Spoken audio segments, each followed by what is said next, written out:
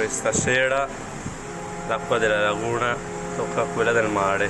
Disastro. Incredibile.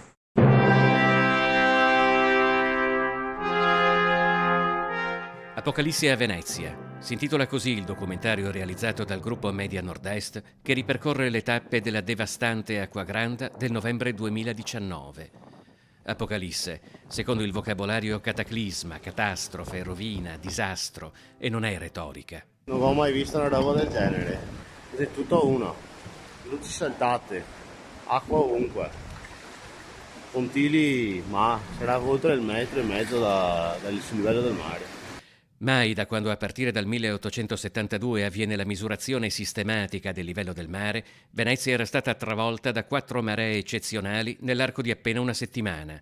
Solo nel 1966 l'acqua alta era arrivata a livelli peggiori, ma probabilmente neanche allora aveva avuto la stessa irruenza, la stessa forza distruttrice di un anno fa, della notte del 12 novembre, capace di affondare persino i vaporetti o scaraventarli sulla fondamenta.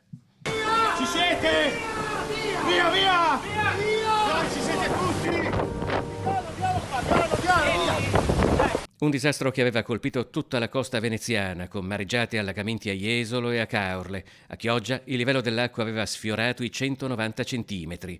Giornate drammatiche, seguite ora per ora, costantemente in diretta dalle nostre emittenti. Nel primo anniversario dell'Acquagranda vi riproponiamo il documentario che racchiude il racconto di quei giorni.